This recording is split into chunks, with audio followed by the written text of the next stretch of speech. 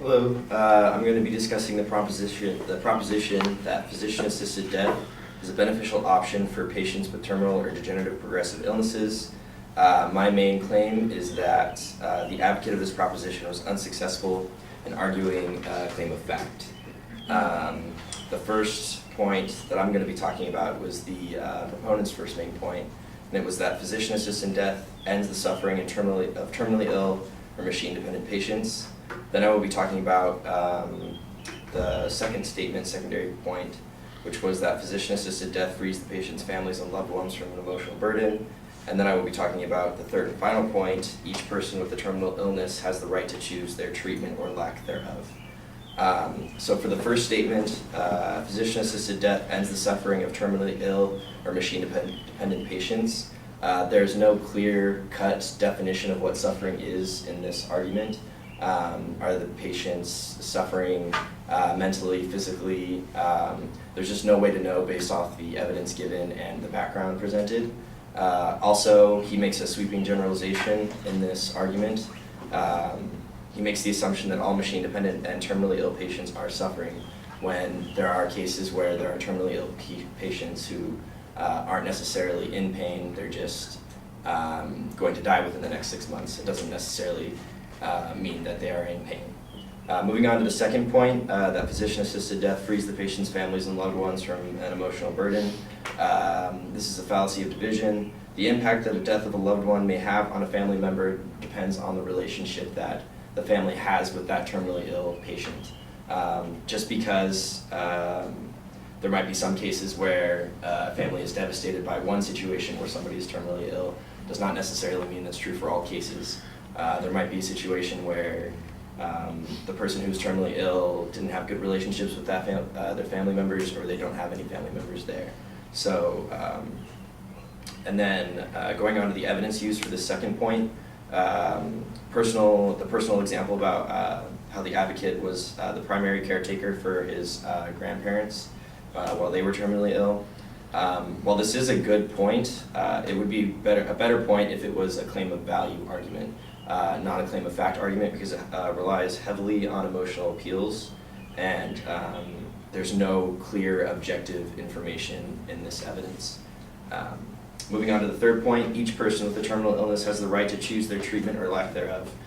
This is plain and simple a value claim. It is not an objective statement. There are varying opinions on this issue.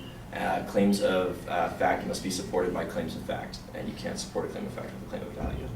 Going on to the evidence used in this point, he quoted Andrew Solomon, who said, "Let us not institutionalize and enshrine in law prohibitions that force us to suffer contrary to our beliefs and force us to watch those we love suffer contrary to their expressed wishes." The key word here is beliefs. The fact that he's talking about beliefs also indicates that this is a value claim and not a claim of fact. It just points out that people have different ideas about what is morally right and wrong in this case. He also goes on to talk about an NPR debate where they hosted a debate about the right to die issue, and the fact that they were having a debate about the morality of the topic also goes to show that this is a claim of value statement. So to summarize my three main points, physician-assisted death, or the three main points that the advocate made: physician-assisted death ends the suffering of terminally ill or machine-dependent patients. There's no clear definition of suffering in this statement, and he makes a sweeping generalization. The second point, physician-assisted death frees the patient's families and loved ones from an emotional burden. This is a fallacy of division, and the evidence used is insufficient. And then third point, each person with a terminal illness has the right to choose their treatment or lack thereof. This is a claim of value statement, and the evidence is also insufficient. And all of these point to the fact that the advocate was unable to successfully argue a claim of fact. So, thank you.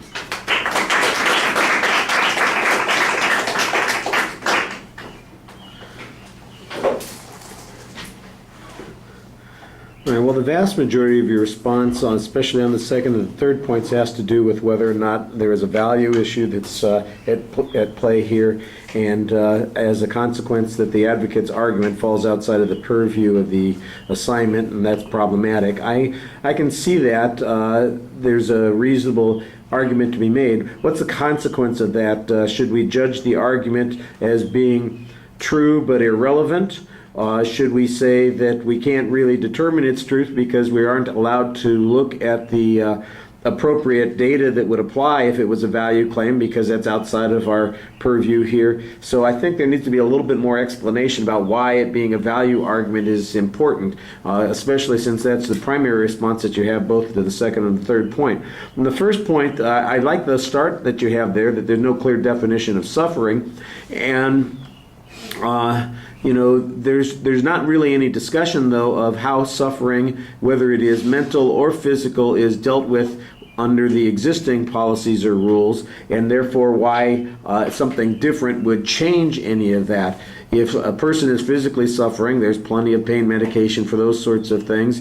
If there's some kind of mental suffering, are there ways that we can address that don't require somebody snuffing out a person's life? And the idea that no suffering occurs because somebody dies, survivors all suffer because of the death of their loved one, regardless of the circumstances they suffer there. So the question is there any measurable reduction in suffering for anybody except even the patient, which we can't really determine.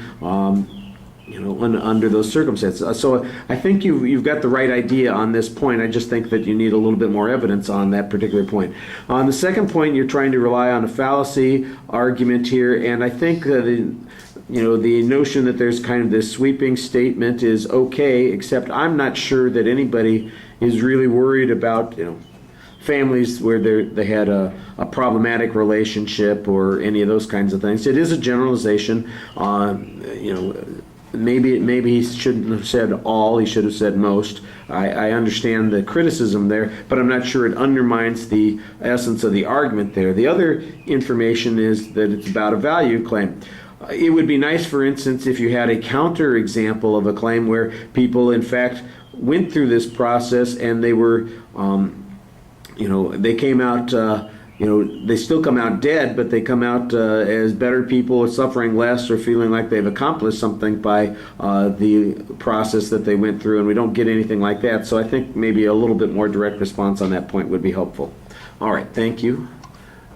Let's get in.